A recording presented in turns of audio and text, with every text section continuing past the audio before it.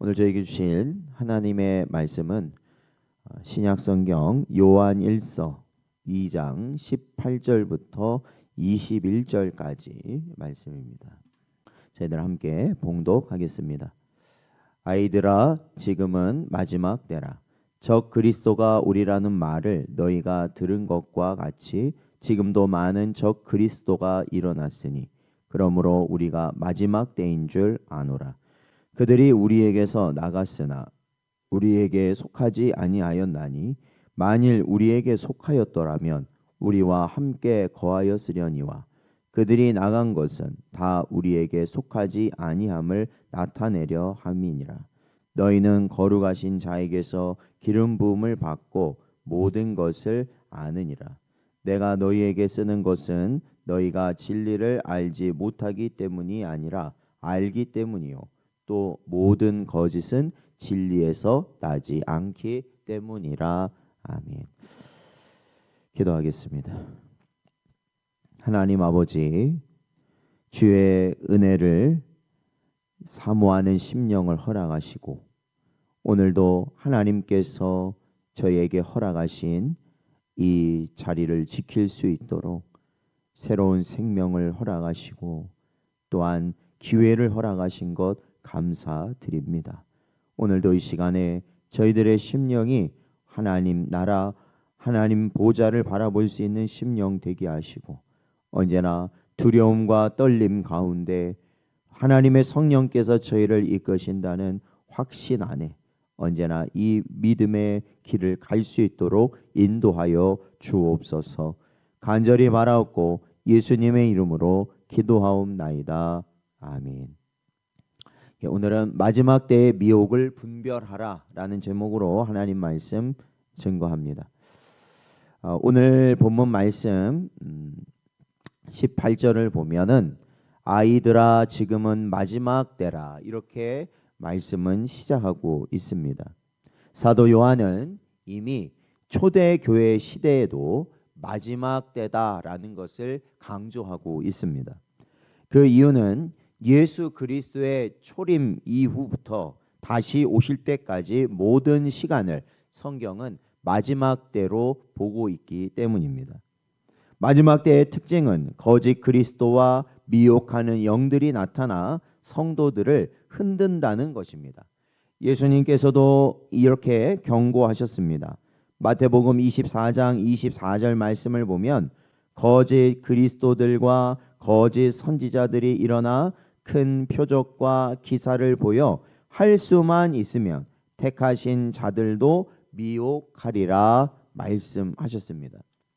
오늘날 우리 시대 역시 진리를 거부하고 죄된 자신과 거짓을 따르는 미혹이 가득한 그러한 시대를 우리는 살아가고 있고 주님이 오실 날이 가까울수록 더욱 격해지는 상황에 서 있습니다.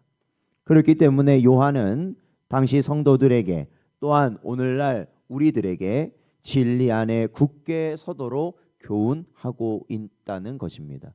저희는 진리가 없다면 우리는 이 길을 끝까지 갈 수 없다라는 것을 분명히 깨달아야 할 것입니다.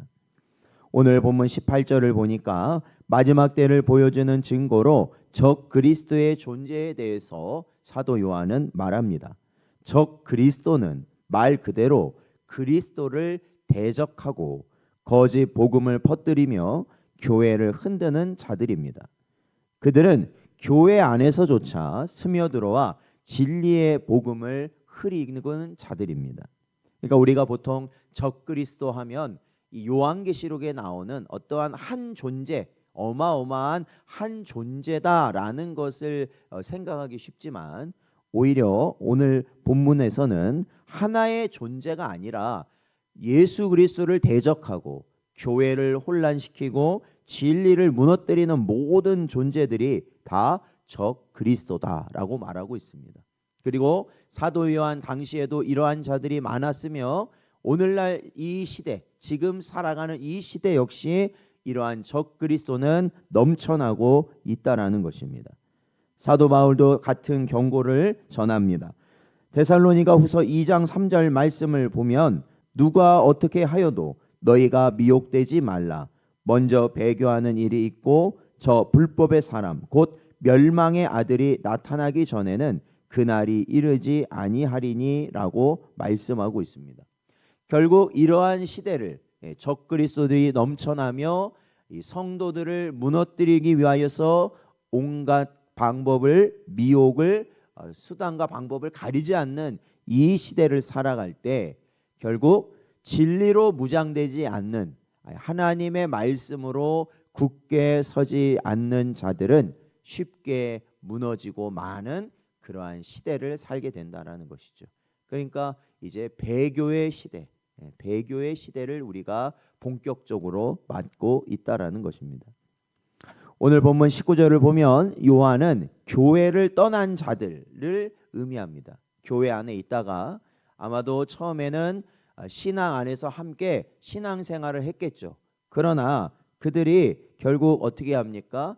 미혹과 환난과 박해를 맞이하였을 때 교회를 떠났다라는 겁니다. 그런데 19절을 보면 그들은 처음부터 참된 성도가 아니었다라고 말하고 있습니다.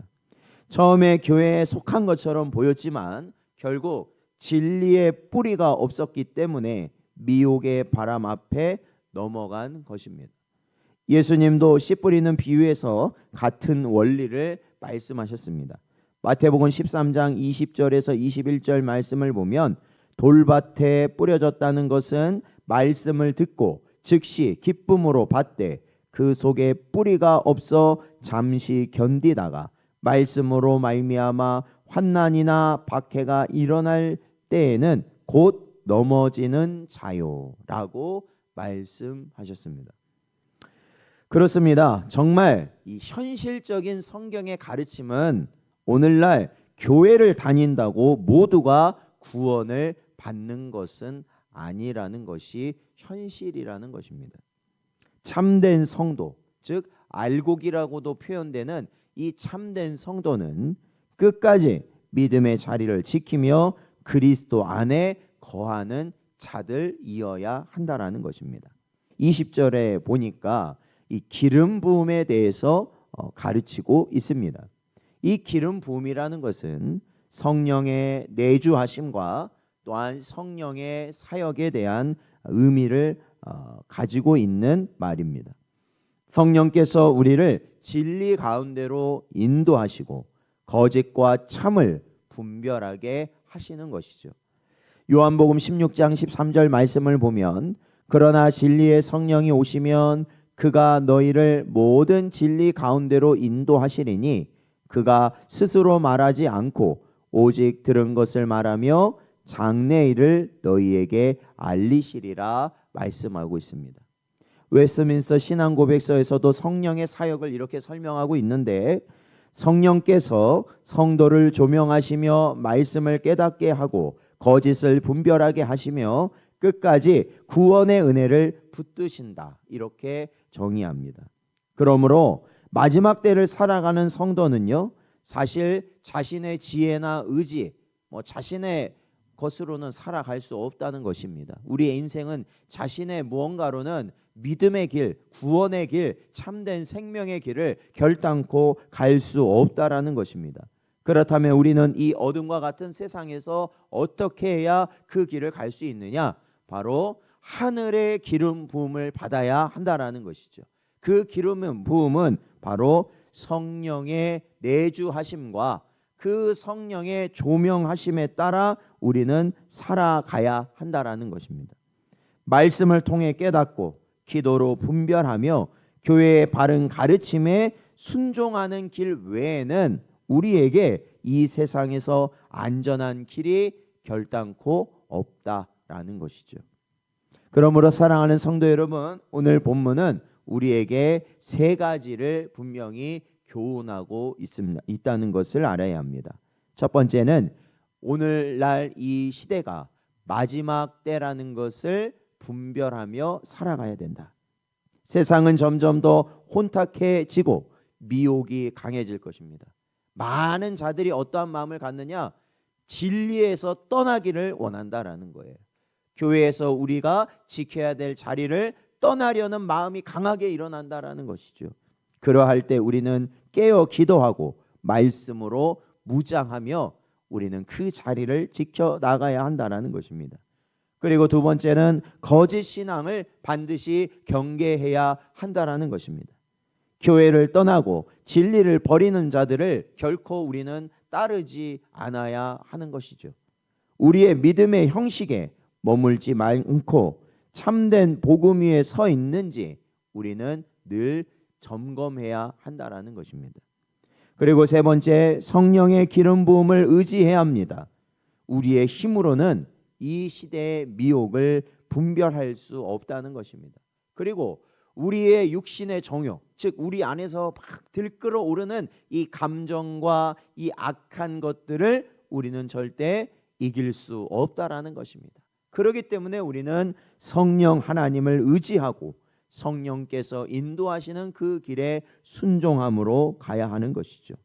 오직 성령 하나님만이 우리를 진리 가운데로 붙들어 주신다라는 것을 우리는 반드시 믿어야 하는 것입니다. 그러므로 마지막 때에 믿음을 지키는 유일한 길은 성령께서 조명하시는 말씀에 순종하며 살아가는 것입니다. 요한계시록 3장 11절 말씀을 보면 내가 속히 오리니 내가 가진 것을 굳게 잡아 아무도 내 면류관을 빼앗지 못하게 하라 말씀하셨습니다. 오늘 우리는 마지막 때를 사는 성도들입니다. 오직 주의 은혜 안에 굳게 서고 미혹을 분별하며 끝까지 승리할 수 있는 저와 여러분 되시기를 주님의 이름으로 축원드립니다.